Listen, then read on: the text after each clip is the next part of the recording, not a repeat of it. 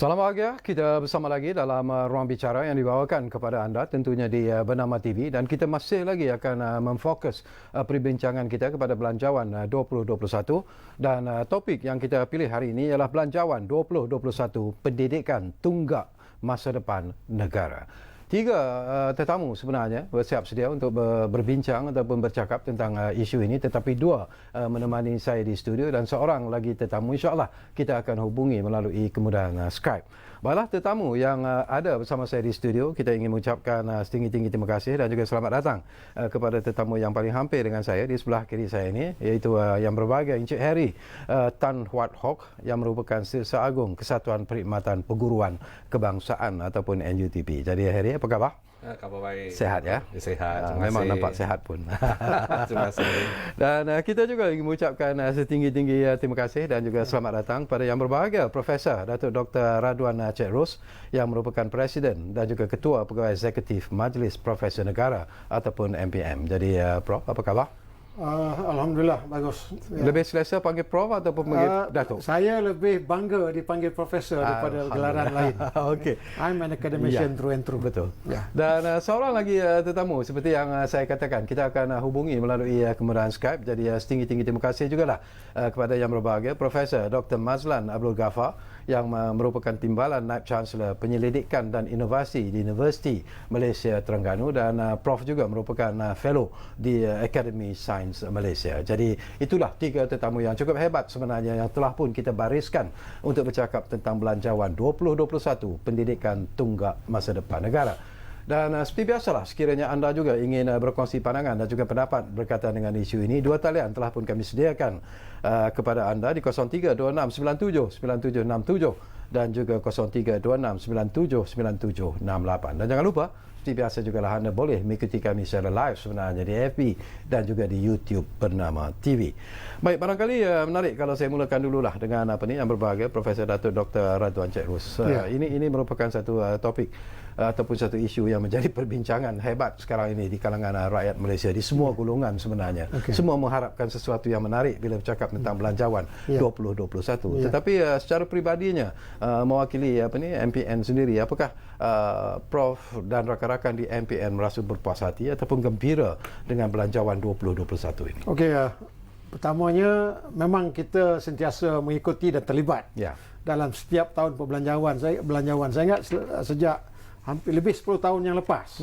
Tiap-tiap tahun kita akan terlibat sama, tapi tahun ini sedikit berbeza dengan keadaan yang kita ada sekarang.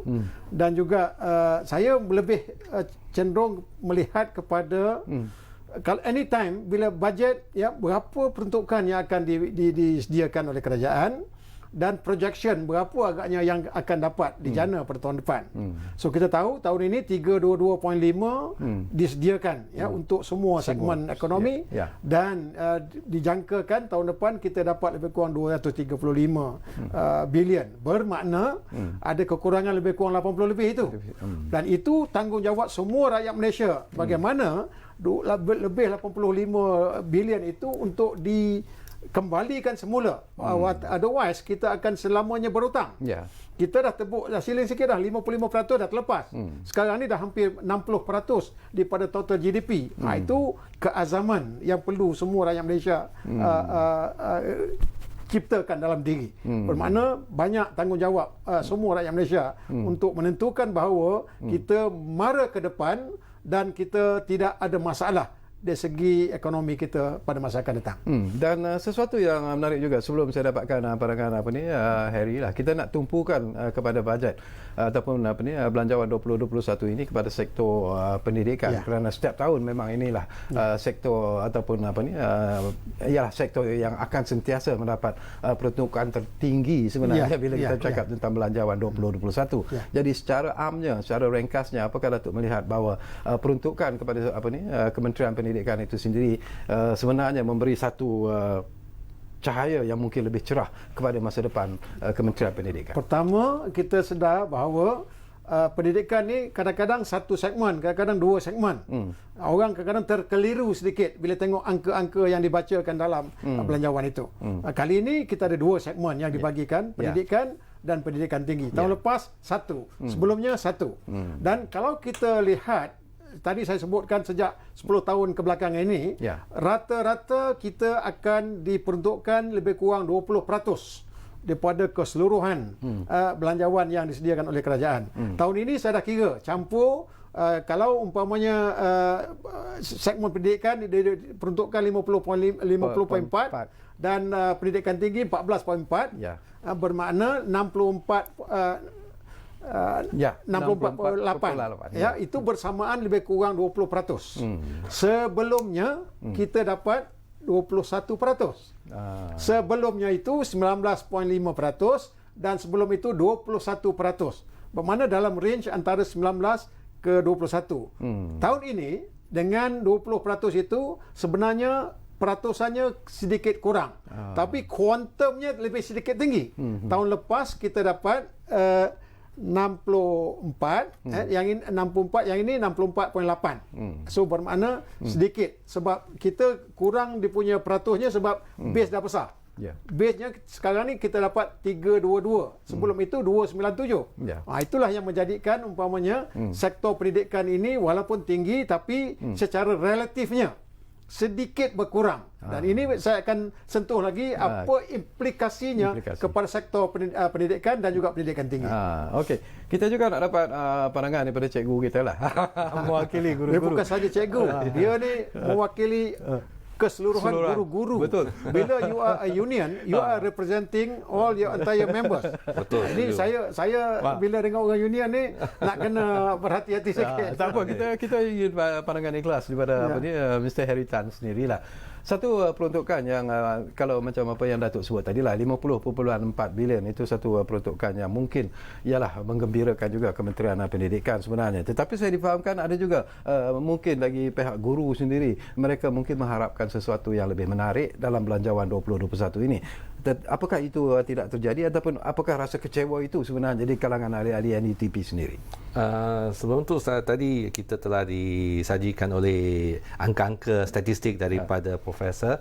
Dan kalau kita lihat angka tu memang satu angka yang besar. 50.4 bilion untuk KPM. Pada masa yang sama, kita juga mengharapkan bahawa atau kita memperdebatkan ke mana hala tuju wang itu. Okey. So itu yang penting pada kita. Dia jumlah dia tak semesti dia besar ataupun no, tapi kita nak tengok ke mana hala tuju tu. Dan kita tengok cikgu-cikgu ni mungkin saya menzahirkan sedikitlah kekecewaan kita. Kerana kita mengharapkan sekarang ni kita ni diserang bertubi-tubi oleh COVID-19. Jadi kita ada banyak melakukan pendidikan secara segera, tak segera, apa tu dan bersemuka apabila sekolah dibuka ataupun atas talian. So jadi kita mengharapkan sesuatu yang kerajaan boleh bagi kepada cikgu untuk meningkatkan kompetensi digital kita. Dan pada masa yang sama memperkasakan kita punya peranti supaya kita boleh menghadapi cabaran ataupun menghadapi serangan COVID-19 ini. Tapi kalau kita lihat kepada peruntukan yang ada antara daripada 50.4 bilion itu, saya dapatkan pandangan Harry sendiri ya. Satu yang menarik ialah peruntukan sebanyak 150 juta ringgit akan diberikan kepada apa yang disebut sebagai tabung cerdik pemberian komputer riba. Apakah itu sebenarnya memenuhi apa yang dihasratkan oleh Harry dan rakan-rakan dalam NUTP? Kita kena lihat keseluruhannya. Kalau kita lihat, kita ada 5 juta pelajar di negara kita. Jadi kalau 150,000 saja yang ditarget atau diberi perhatian, jadi itu adalah satu jumlah yang sangat kecil. Jadi kita berharapkan supaya kerajaan boleh memperlihat cara-cara lain untuk nak membolehkan akses kepada lebih ramai keluarga yang berpendapatan pertengahan bawah atau bawah pertengahan, lower middle income, supaya mereka boleh berkeupayaan memiliki gaji-gaji tersebut. Kerana pihak kementerian sendiri telah menyatakan dalam bila mereka dapat daripada 600,000 responden dalam bulan Mac hingga April, mereka mendapati bahawa lebih kurang 36% tidak mempunyai peranti yang boleh menampung pendidikan di rumah atas talian. So jadi kita berharap sangat bahawa kerajaan boleh memikirkan cara lain untuk bantu golongan ini. Yang lebih kritikal apabila post-COVID ini, yang kita rasa pelajar-pelajar perlu belajar dari rumah. Betul. Itu yang membuatkan keperluan yang sangat terdesak. Yang apa yang dikhawatirkan oleh NUTP ini. Saya rasa dia ada merit yang sangat tinggi kegusaran oleh NUTP ini. Okey, cuba kita dapatkan pula pandangan daripada tetamu kita yang sudah pun bersiap sedia melalui kemudahan Skype, iaitu Profesor Dr. Mazlan Abdul Ghaffar yang sudah pun berada bersama kita sekarang ini. Barangkali sesuatu yang menarik juga Prof Dr. Mazlan, ya.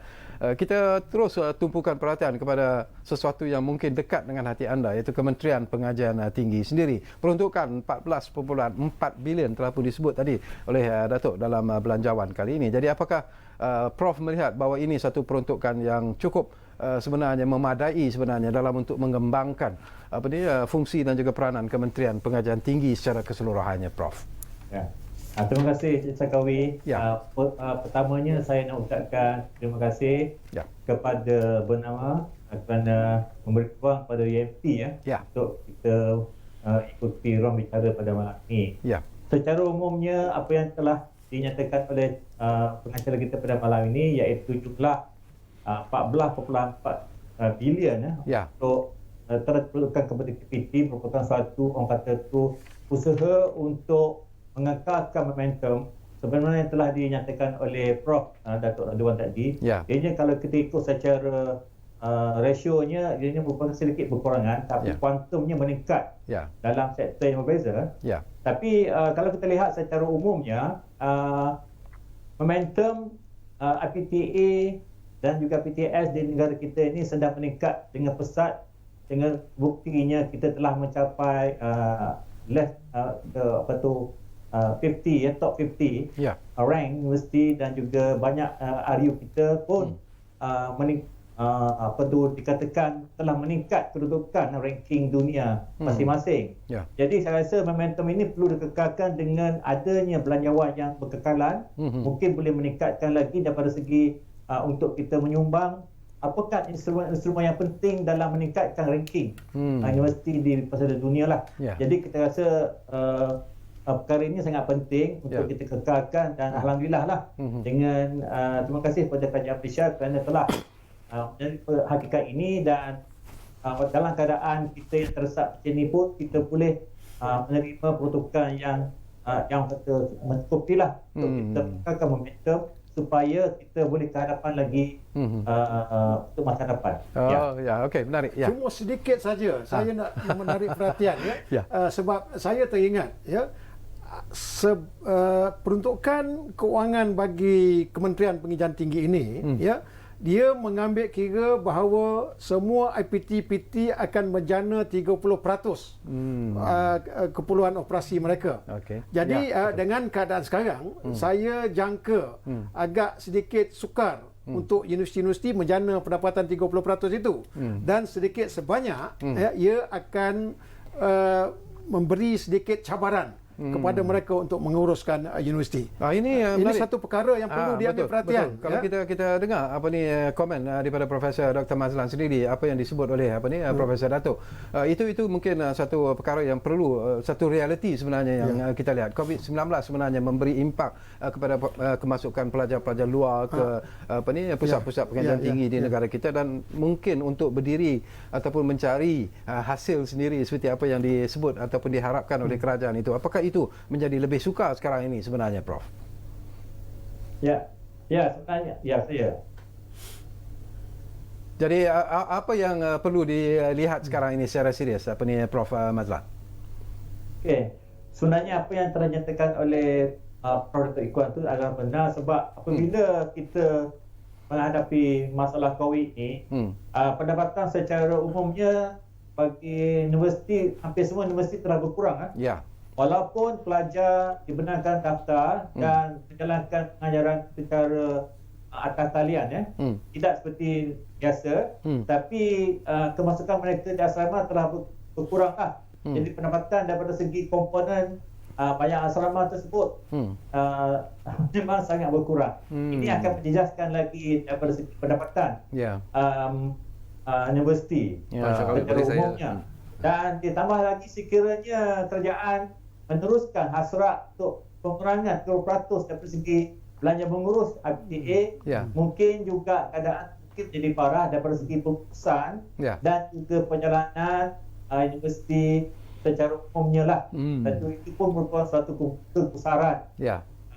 Sesuatu perlu dibuat oleh universiti masing-masing untuk menghalang ataupun untuk kita mengelakkan daripada kalau di swasta tersebut ada pengurangan staff, tapi di IPTA semua IPTA ini banyak juga staff yang bersifat jawatan kontrak, yang mana kalau tak boleh sustain, kita perlu juga mereka inilah dikekalkan di PTA supaya ini merupakan general tabiran penting. Okey, menarik.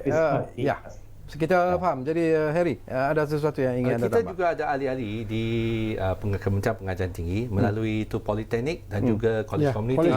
Okey, satu cara ke depan tak semesti kita kalau kita lihat dalam konteks untuk menjana kewangan, saya rasa jalan ke depan ialah atau arah ke depan, the way forward ialah untuk kita lihat pada TVET. So dalam TVET tu kita ada ramai pelajar kita yang di peringkat tu yang boleh menjana pendapatan untuk institusi tersebut. Contoh dia penyaman udara, kalau mereka boleh pergi buat servicing sikit, ataupun servis kereta automobil, ataupun apa-apalah, tukar handphone ke dia punya peranti yang rosak ke buat servicing. Jadi ini boleh menjana income dan juga boleh membantu institusi untuk langkah ke depan. Okey, so ini semuanya with due respect, kita bercerita mengenai keperluan jangka pendek, jangka sederhana dan jangka panjang. Jangka pendek ni akan menjadi sangat mencabar. Dan satu lagi saya nak bawa juga pemikiran Malaysia bahawa pendidikan ini bukan saja IPTA. Kita punya komposisi pelajar-pelajar, kalau kita ada sekarang ni dalam IPTA sistem 1.3 juta, sekolah ada 5.1 juta contohnya, yang itu diwakili oleh IPTA dan IPTS dah sama banyak, hampir 50%. Jadi yang kita bercerita 14.4 juta tadi, bilion tadi adalah segmen IPTA. Yang IPTS, saya mendengar rintihan mereka ni. Ada lebih kurang 423 pemain-pemain industri IPTS ini yang sekarang ini sedang menghadapi cabaran yang sangat besar, bukan untuk nak maju, untuk nak sustain. Mereka tak boleh untuk nak menjana pendapatan sebab student tak masuk. Dan kebanyakan daripada mereka yang besar-besar ni bergantung kepada pelajar-pelajar antarabangsa. Ada yang sampai 80% daripada kebergantungannya kepada pelajar antarabangsa. Bayangkan pelajar antarabangsa yang semasa tak boleh masuk, yang baru pun tak boleh masuk. So macam mana nak mendapatkan pendapatan? Dan mereka hanya bertahan dengan apa simpanan yang ada.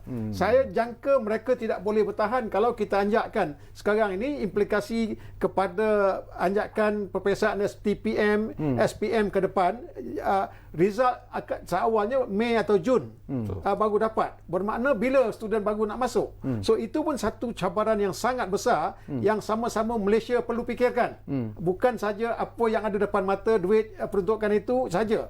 Tapi segmen yang tidak termasuk dalam belanjawan ini perlu diambil kira sama. Dan saya baca daripada muka pertama sampai ke akhir tidak ada sebut satu perkataan pun untuk membantu meredakan segmen yang kita sama-sama jalankan ini. Ini satu perkara yang saya rasa dalam perdebatan pun boleh dibangkitkan. Okey, kita akan kembangkan lagi nanti isu itu, tapi saya difahamkan kita dah pun ada pemanggil di talian kita sekarang ini. Mungkin boleh kita kongsi sesuatu bersama dengan pemanggil ini. Ridwan dari Pulau Pinang sudah pun ada di talian kami sekarang ini. Assalamualaikum Ridwan. Ya, Waalaikumsalam. Ya. Assalamualaikum sekali dan ahli panel. Waalaikumsalam. Okey, saya punya perspektif saya tengok dalam belanjawan dia tak sebut nak pencari yang rajin diberi pangkat Yang ni dia bagi perkenalkan bagi satu airline lah yang yang lebih lumayan lah kepada pencara. Barulah pencara dia ada kreatif sikit. Ni dia seperti biasa ya.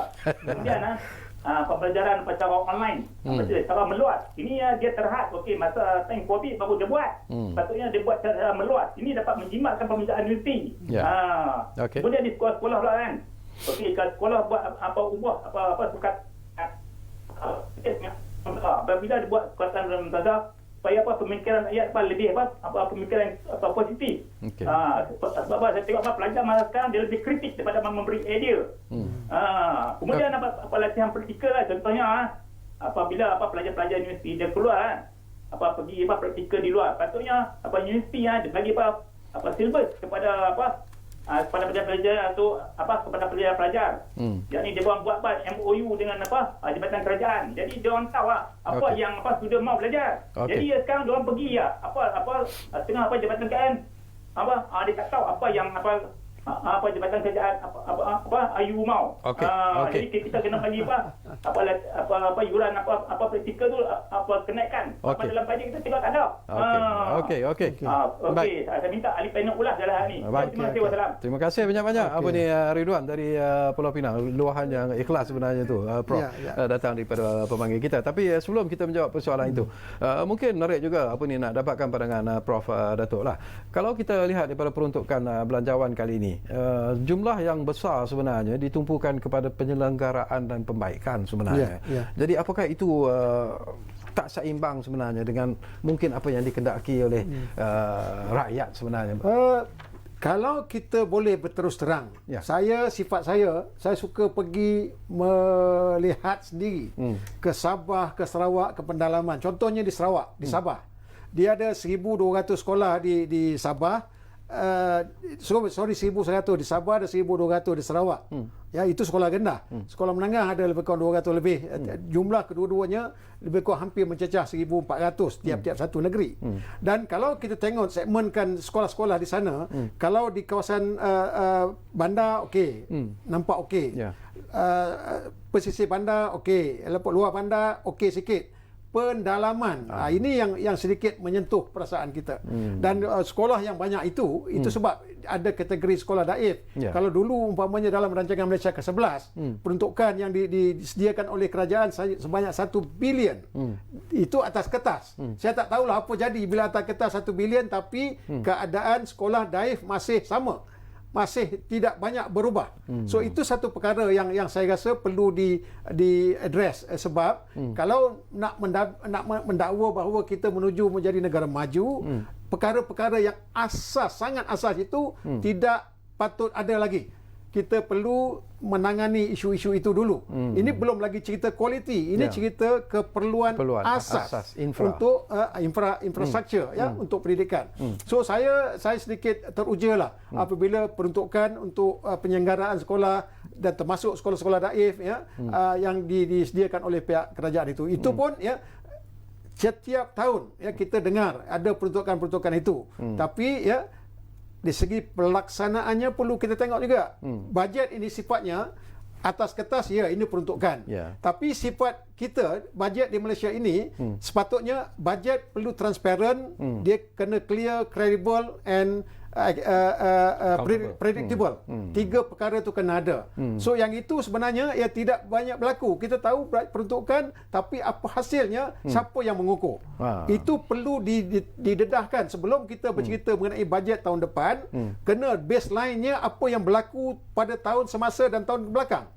Baru kita tahu that we are doing okay. Otherwise, kita tidak berlaku adil kepada masyarakat dan sebagainya. Rungutan di kalangan guru-guru, kita pun dengar sebenarnya mereka mengatakan bahawa infrastruktur yang tidak sempurna di sekolah-sekolah dan sebagainya. Apakah itu juga dibawa sebenarnya oleh NUTP sendiri untuk dilihat secara serius oleh pihak kerajaan? Okey, NUTP semenjak kurun berkurun, turun-temurun kita selalu minta supaya penyelenggaraan bajet untuk penyelenggaraan tu mesti ada. Okey, untuk makluman, contoh dia profesor dia pernah menjelajah ke Sabah Sarawak. Kita juga pernah ke sana. Di sana kita boleh tengok ada satu sekolah. Saya bagi satu contoh lah. Ada satu sekolah sempurna ada. Semua kelas ada cikgu dia, ada guard juga, tetapi yang tak ada pagar. Okey, semua ada, tapi ada guard. Ada penjaga keselamatan. Dan juga di sini kalau kita lihat di bandar, walaupun kita nampak sekolah tu besar, cantik dan sebagainya, tetapi cikgu-cikgu kadang-kadang, bukan kadang, selalu diminta untuk pergi cari dana untuk nak membaiki sekolah, membaiki atap, membaiki bumbung atau membaiki pipe ataupun tandas yang sumbat dan sebagainya. Ini ialah satu yang kita minta supaya sekolah tu walaupun dia tak semestinya dia canggih ke apa, tetapi dia mesti selesa dan dia mesti selamat untuk kegunaan penghuni-penghuni supaya PDP boleh dijalankan dengan sempurna. Okey. Cuma sikit saja saya tak puas hati dari segi itu, sebab sekarang ini bila kita mengenai menuju ke depan, kita perlu juga memikirkan model baru bagaimana untuk nak mengkelompokkan. Sebab kalau kita tengok di Sabah dan Sarawak, I think it's still not economically viable untuk kita nak menyediakan keperluan-keperluan dalam segmen-segmen masyarakat yang kecil. So mesti ada model baru masa depan supaya kita kelompokkan dan sebagainya. Saya tengok dulu ya, kalau masa dulu-dulu 70s 80s pelajar-pelajar di Sabah dan Sarawak dibawa ke Semenanjung asrama penuh dan sebagainya. Tapi yang ini di sekolah-sekolah yang banyak tadi 1,200 1,100 tadi ya, kalau boleh dicari jalan bagaimana umpamanya boleh dikelompokkan supaya senang untuk mengurus dan kita tentukan kualiti infrastruktur yang disediakan adalah sepadan dengan sebuah negara maju. Okey, kita dapatkan dulu pandangan daripada rakan kita yang lama menunggu di Skype sekarang ini, Profesor Dr. Mazlan. Minta maaf Prof, agak lambat sedikit. Okey, Prof, kita kembali semula lah kepada peruntukan yang diberikan kepada Kementerian Pengajian Tinggi. Banyak juga peruntukan-peruntukan kepada perkara-perkara yang dilihat cukup penting sebenarnya. Dan antara yang Prof anggap cukup baik sebenarnya, mungkin boleh kita kongsi bersama dengan penonton, Prof. Ya, daripada segi apa yang telah kita lihat, insentif telah diberi, kita tengok 8 insentif telah diberi kepada KPT juga untuk kita memacu pembangunan IPTA di Malaysia ini. Daripada segi infra sebenarnya, kalau kita lihat secara ini bergantung pada usia universiti itu. Kalau kita lihat, tak semestinya universiti yang telah established tak semestinya infra dia tak cukup. Begitu juga institusi lain. Saya rasa infra ni adalah sangat penting pada iaitu kemudahan pembelajaran. Dan infra juga merupakan penting dalam penilaian ranking sesebuah universiti, sebab dia akan melihat secara menyeluruh infra yang diberi, yang disediakan kepada pelajar dan kemudahan-kemudahan lain yang disediakan pelajar, contohnya asrama juga kita lihat. Asrama yang tinggal tu kalau kita lihat tengah-tengah tu gaib. Ada universiti yang asrama mereka ada 4 orang sekelik. Jadi di situ daripada pembelajaran di peringkat tinggi ni mungkin kita perlu redesign supaya kesertaan pelajar bukan sebagai tugas utama di sebuah PTA ini adalah penting untuk mereka serta create kata tu environment pembelajaran yang sangat kondusif untuk mereka belajar di Menara Gading. Jadi kalau kita lihat secara umumnya inisiatif yang telah diberi 8 tersebut juga dia merangkumi kesemualah daripada segi infra serta kemudahan kepada pelajar MTA untuk menangani masalah COVID ini dengan sistem kemudahan pembiayaan komputer dengan interest yang sangat rendah 2.1% 2.1% daripada BSN ICOM. Dan ini merupakan satu inisiatif yang sangat baiklah kepada pelajar untuk meringankan beban mereka dan memudahkan mereka mengikuti pengajaran secara atas talian daripada rumah. Okey, satu perkara yang nak dapatkan pandangan Profesor Dr. Mazlan sebelum saya pergi kepada Prof Datuk dan juga Harry. Kalau kita lihat daripada peruntukan Kementerian Pengajian Tinggi ini 14.4 bilion seperti apa yang kita sebut. Jumlah besarnya iaitu 6 bilion akan diperuntukkan untuk perkasa bidang pendidikan teknikal dan latihan vocational ataupun TVET. Dan TVET juga mendapat another 300 million untuk pinjaman kepada 24,000 peserta program TVET. Jadi apakah ini bersesuaian dengan kehendak industri semasa bila kita bercakap tentang ekonomi terbaru? Penting dan sangat sesuai sebab sesuatu pengukuran kejayaan sesebuah program sama ada TVET ataupun sains dia diukur melalui kebolehpasaran pelajar masing-masing yang mengikuti program ya. Dengan adanya peruntukan tersebut, kita boleh merangsang dari segi latihan hands-on, iaitu kemahiran, kemahiran pada pelajar-pelajar, dan dengan adanya peruntukan tersebut, kita boleh meningkatkan lagi daya saing serta keberbesaran pelajar-pelajar kita di pasar luar lah, dalam negara ataupun luar negara di masyarakat. Okey, kita akan berat dulu Prof Dr. Mazlan, gitu juga Datuk ya, dan juga Harry, kerana itu memang diarahkan untuk kita memberi ruang kepada kita menarik nafas, mencari idea baru dan sebagainya. Dan anda jangan ke mana-mana, kembali semula sebentar saja lagi bersama kami di Ruang Bicara yang kami bawakan kepada anda, mana lagi, tentunya Bernama TV. Kita jumpa lagi.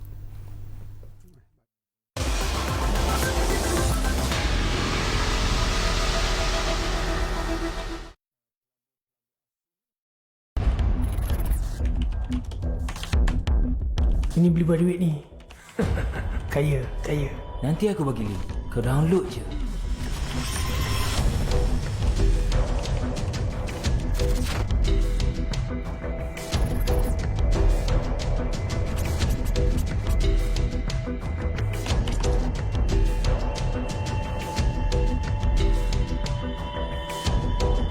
Weh, filem baru dah ada lah weh dalam laman web ni.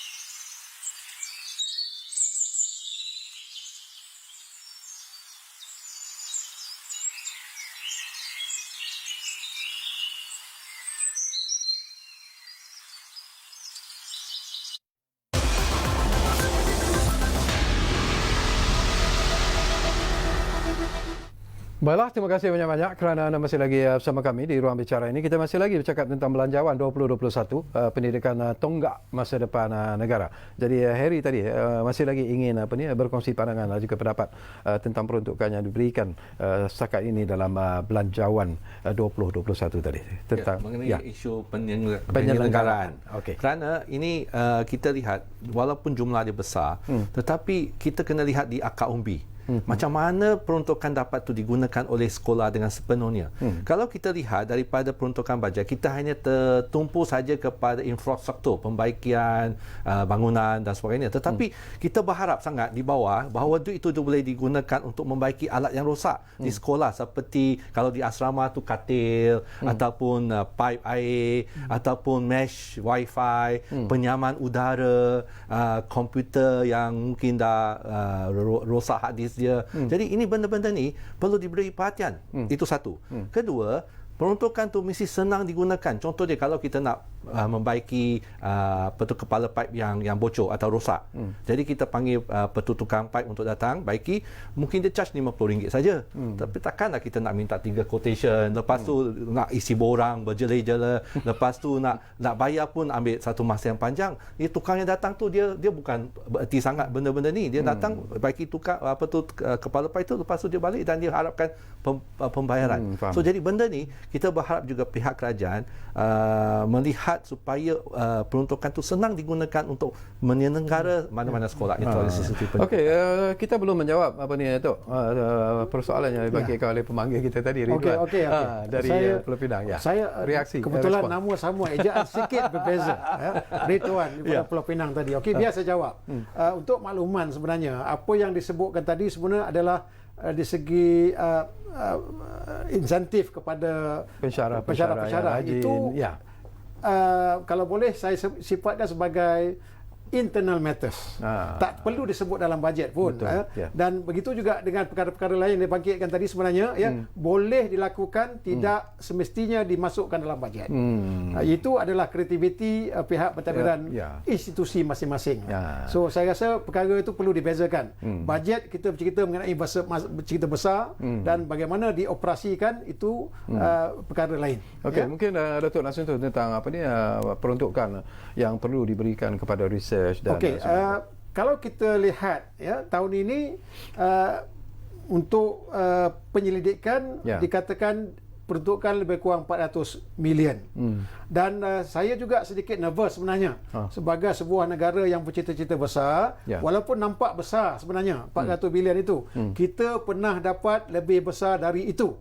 Itu yang pertama. Yang kedua, 400 juta ini bersamaan dengan berapa peratus daripada GDP. Itu saya dah jadi lebih nervous lagi. Sebagai sebuah negara yang bercita-cita menjadi negara maju, kalau saya bagikan perbandingan lah. Korea dah bercakap mengenai 3.5 ke 4% daripada GDP peruntukan kepada research. Japan pun dah sama. Singapura hampir 3%. Kita masih berlega pada kadar bawah 1%. Kita pernah mencapai 1.2, 1.3%. Sekarang ni dah mundur balik. So bagaimana kita nak menjana ilmu-ilmu baru daripada penyelidikan ini? Itu satu perkara yang saya rasa perlu diambil perhatian. Walaupun kita boleh bayangkan umpamanya selain daripada peruntukan kerajaan ini, industri-industri pun perlu menyumbang untuk penyelidikan, tapi hakikatnya industri di Malaysia ini tidak berapa berminat. Dia kalau ada peruntukan, dia nak sama-sama gunakan. Itu satu perkara lah yang saya rasa kerajaan perlu address. Dan kalau kita lihat kepada kemajuan untuk semua institusi pengajian tinggi kita berhasrat untuk nak menjadi top in the world dalam ranking apa saja pun. 3-4 jenis ranking yang kita ada. Kalau kita tengok kriteria ranking, pertama adalah academic reputation 40%. Ataupun yang kalau Straits Times Education 30%. Apa maksudnya academic reputation ini? Ini datang di segi kualiti akademik kita dan juga research kita. So mana datangnya kalau kita tidak mempunyai peruntukan yang mencukupi untuk tujuan itu. Begitu juga citation. Citation bukan datang bergolek. Itu semua hasil daripada kerja-kerja research kita. Citation saja 20%. Kemudian kita punya ratio, ini pun bila dikurangkan emolumen untuk menggaji pekerja-pekerja ataupun pensyarah-pensyarah, kita akan terpaksa mengurangkan tenaga pengajar. Dan ini akan menjejaskan ratio kita dan 20% ratio itu. Ratio untuk ranking. Itu pun satu perkara yang kita kena ambil kira sama. Jangan kita mengharap ranking untuk nak diimprove, tapi di segi modal ataupun peruntukan kita kurang. Hampir mustahil untuk kita lakukan. We are in the world of competition. Kita ingat kita sedang berlari, orang lain sedang terbang. So itu satu perkara yang saya rasa kita perlu lihat secara perbandingan. Sebab ranking ini bukan untuk kita saja. Ranking untuk seluruh dunia. Ini satu saya rasa kita lebih kena strategik daripada aspek itu. Strategik itu menarik. Sebab itu kita nak cuba wujudkan kereta terbang tu. Tapi kereta terbang jadi mimpi. Okey, ini secara ikhlas saya nak dapatkan pandangan daripada Tuan Harry Tan lah, mewakili NUTP . Kita bercakap tentang menaikkan taraf pendidikan negara. Kita ingin meletakkan negara seperti apa yang Datuk sebut tadi, kedudukan ataupun ranking yang terbaik, kalaupun sekurang-kurangnya kompetitif bila kita bandingkan dengan negara-negara lain. Tetapi untuk mencapai ini kita memerlukan tenaga pengajar yang betul-betul produktif, yang betul-betul ikhlas. Tetapi mereka juga dari segi keikhlasan itu mengharapkan sesuatu dalam belanjawan barangkali.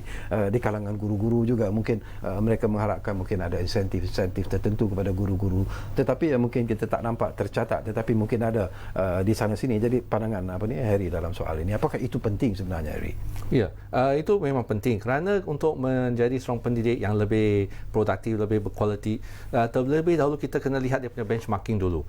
Mungkin benchmarking ni sekarang ni kebanyakan kita dah ada pensiswasahan. So dia ada first degree. Tapi kalau mereka mendapat masters ataupun mendapat doctorate, jadi dia punya ganjaran tu tak setimpal ataupun tak ada langsung pada masa ini. So kita juga berharap bahawa kerajaan juga dapat melihat dengan perkara ini dengan lebih serius supaya kita, contoh dia macam di negara Finland, orang yang mengajar sekolah rendah, preschooler semua mekelayakan sekurang-kurangnya masters, doktorate dan sebagainya. Jadi itu yang penting, dan kita berharap bahawa kerajaan juga dapat merangka atau melihat perkara ini dengan lebih serius. Cuma sedikit saja saya kena bagi nasihat lah. Ya. Dalam konteks mendapatkan kelayakan lebih tinggi, Masters atau PhD, ianya mesti dalam bidang kepakaran kita sendiri. Ada kecenderungan umpamanya ke dalam kalangan pengajar-pengajar, cikgu-cikgu,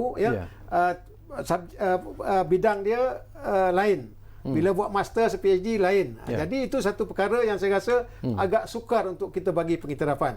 In the future mesti ada satu perancangan yang lebih teliti dari segi untuk melengkapkan kelayakan akademik para akademik kita. Kita ada lebih kurang 420,000 cikgu-cikgu. Ya, betul. Yang memang kita setujulah dengan Prof bahawa dia mesti pengkhususan dalam bidang yang dia ceburi. Takkanlah dia mengajar bahasa Inggeris, dia pergi buat bidang lain, bidang yang lebih senang, buat kereta ke apa, tak berkenan lah. Okey, kita kembali semula bersama dengan Profesor Dr. Mazlan sekali lagi. Prof, ini saya nak sentuh jugalah tentang 50 RM 50 juta yang diperuntukkan. Tadi pun Datuk sentuh pasal research itu sendiri, dan ini menarik jugalah bila Datuk pun sentuh tentang naik taraf talian akses Malaysian Research Education Network ataupun MyRAN itu sendiri. Jadi apakah ini langkah yang tepat sebenarnya dalam belanjawan kali ini Prof? Ya, saya pun sebenarnya ingin bertanya jugalah.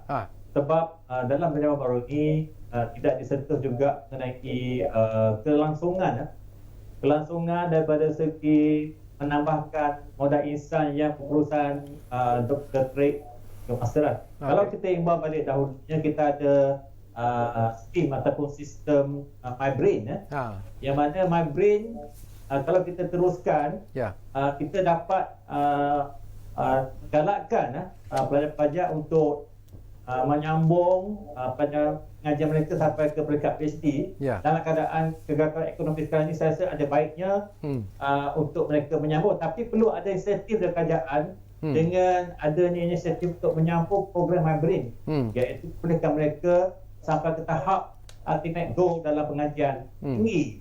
Jadi kalau kita lihat di overseas, negara-negara maju, apabila berlaku kekuatan ekonomi, mereka menggalakkan pelajar-pelajar mereka untuk stay di kampus dan meneruskan pengajian mereka sampai peringkat yang paling tinggi lah, di mana pada masa mereka dalam kampus itu, mereka menikmati sedekahkan penyelidikan dalam bidang mereka, dan mereka menjadi pakar dalam bidang-bidang tertentu. Dan ini mungkin boleh membantu sekiranya mereka ini diserap masuk ke sekolah, dengan secara tak langsungnya boleh meningkatkan lagi orang kata daya saing serta kaedah pemikiran kritikal apabila mereka mendapat sampai tahap PhD lah. Jadi dari segi peruntukan MyRAN, sebenarnya ini merupakan suatu orang kata tu ialah past 10 years sebenarnya. Kalau kita lihat MyRAN lancarkan oleh KPT sebelumnya, dan sekarang ini kita lihat balik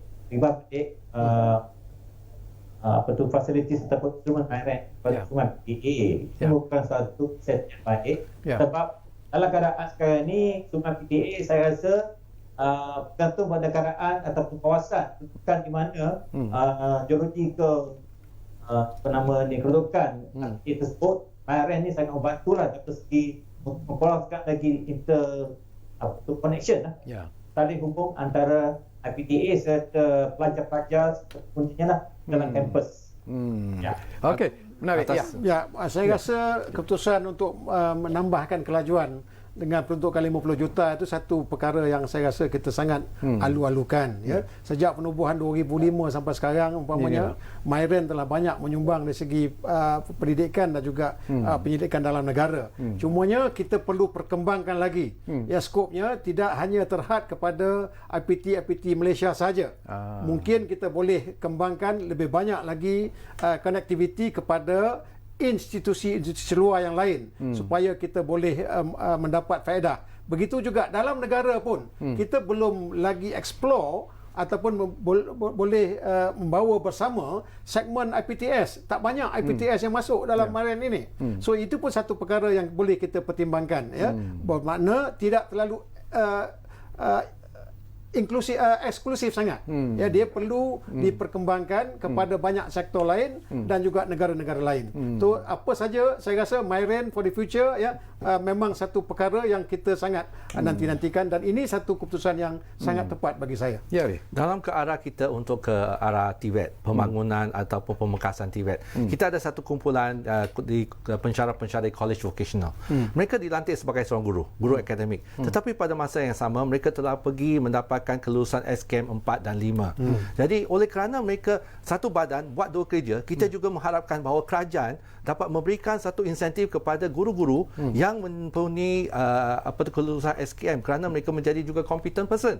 Jadi mereka dua-dua mereka boleh buat. Mereka ajar akademik dan juga mereka mengajar kemahiran. Jadi itu satu yang juga kalau kita nak ke negara ini maju dalam bidang TVET, kita berharap pihak kerajaan juga mesti lihat perkara ini. Selain daripada itu, bila you sebut Harry tentang pemerkasaan TVET, ini pun menarik sebenarnya. Tadi pun kita sentuh sebentar lalu tentang peruntukan 6 bilion untuk dari kepada Kementerian Pengajian Tinggi. Yalah, kita nak menjadi sebuah negara berteknologi tinggi. Kita cakap tentang IR 4.0 sekarang ini. Negara lain dah bercakap tentang IR 5.0 dah pun. Jadi tidakkah benda ini sebenarnya redundant bagi saya, kerana dulu pun telah ada TVET dan sebagainya, dan ada juga yang komplain mengatakan bahawa peralatan yang digunakan oleh student untuk TVET dah out of date, Jadi apakah Datuk melihat how we should do about it actually tu? Okey, dalam konteks TVET ini, kalau untuk segmen Kementerian Pendidikan Tinggi, kita ada politeknik, kita ada college community, dan to certain extent kita ada juga MTUN yang dulu, Malaysian Technical University, yang itu pun kita anggap sebagai pemain-pemain TVET lah. Dan apa sebenarnya yang perlu negara lakukan adalah untuk nak consolidate semua kementerian-kementerian. Itu masih belum selesai. Ya, kalau kita masih tiap-tiap kementerian ada segmen TVET masing-masing, 7-8 kementerian yang bercerita mengenai TVET masing-masing. Dulu pernah kita sekali nak ada centralized one center untuk nak manage the TVET. Tapi saya tak nampak lagi benar-benar dilaksanakan. So itu cabaran pertama. Strukturnya kena betul.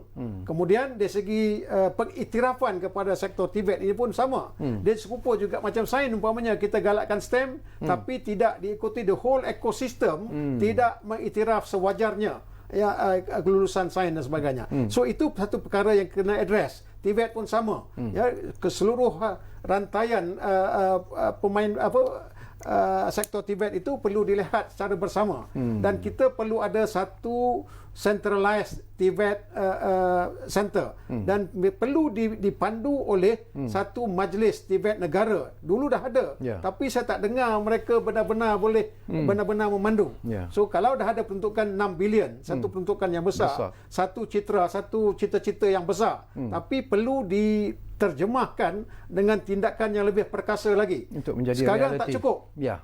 Kalau kita betul terang, sekarang ini masih tidak berapa serius mengenai pendidikan TVET ini. Okey.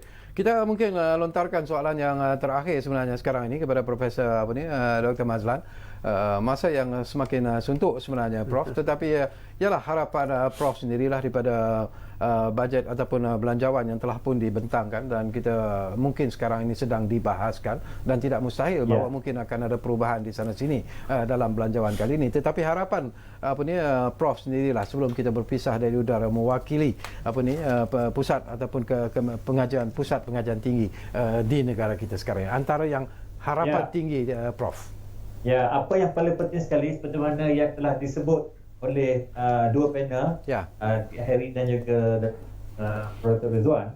Apa yang penting sekali, apa yang tercatat di atas kertas tersebut sampai ke destinasinya lah secara efektif, dengan prosedur.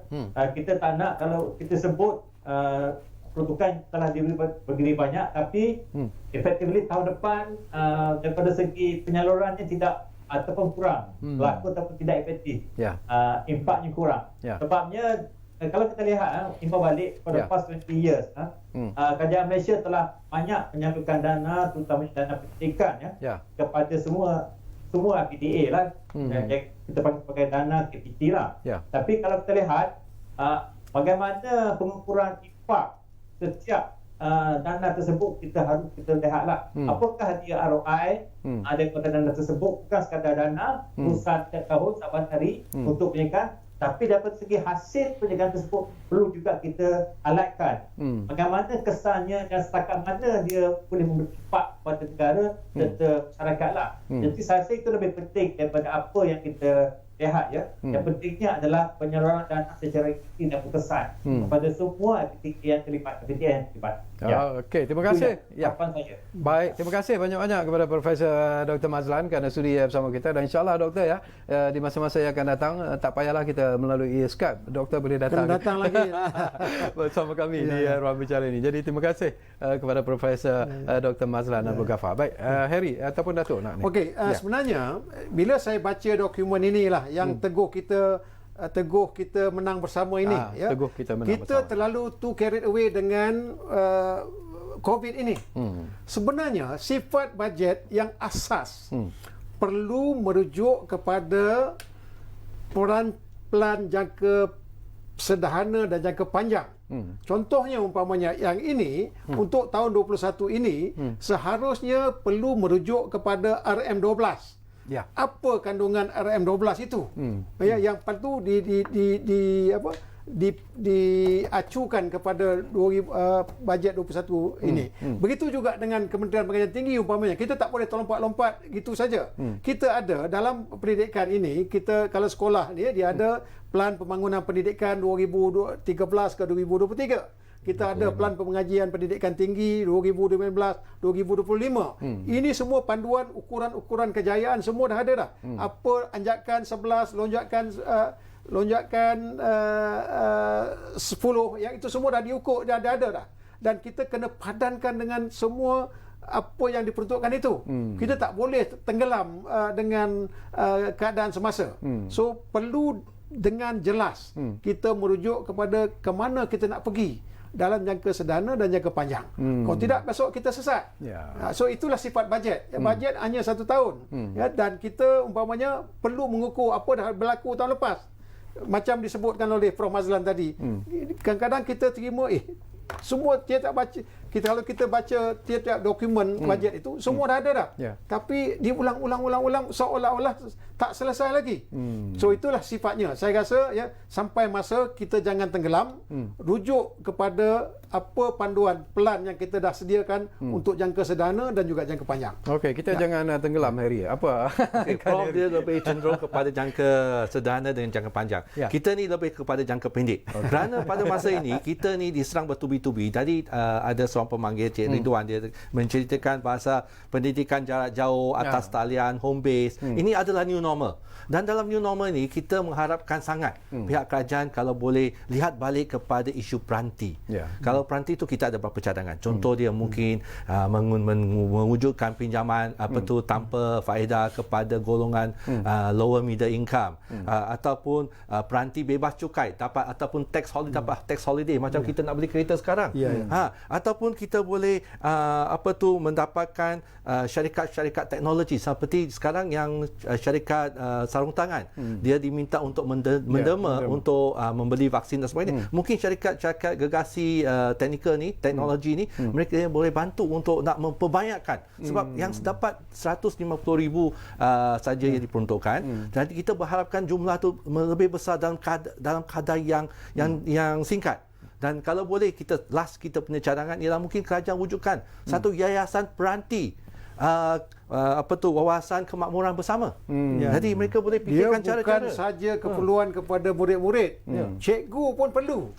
Yang 420, 430 ribu orang itu, pensyarah-pensyarah ada 75,000 dan pelajar-pelajar IPT kita ada 1.2 juta.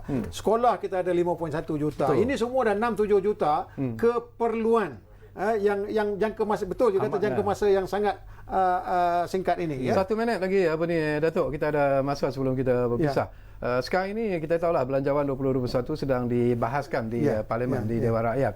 Apakah Datuk melihat bahawa mungkin akan ada cadangan-cadangan seperti apa yang kita lontarkan ini? Okey, sifat bajet. Pertama, dia kena jelas, dan kedua, perlu dibahaskan.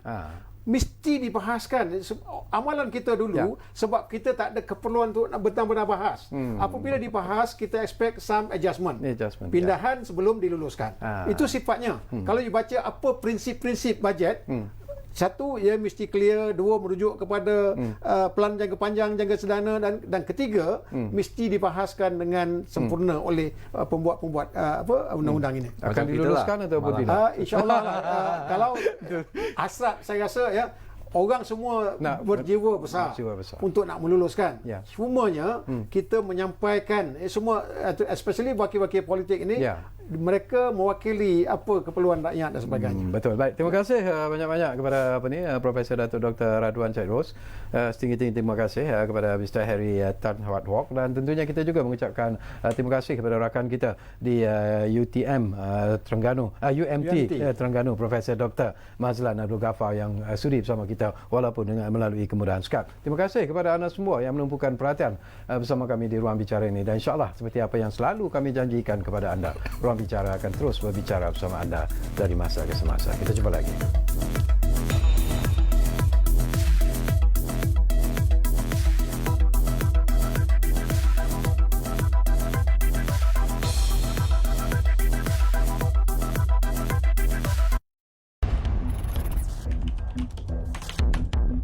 Ini beli duit ni. Kaya. Nanti aku bagi link. Kau download je.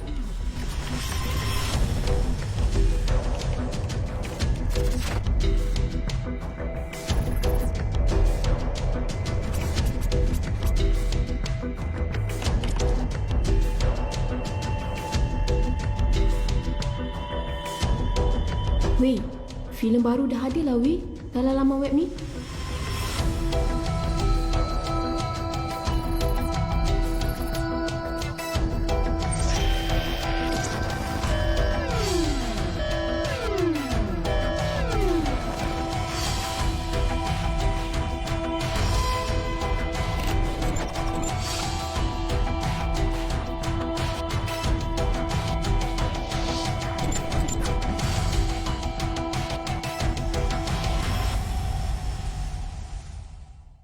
We are a nation at war with invisible forces. The situation we are now facing is unprecedented in history.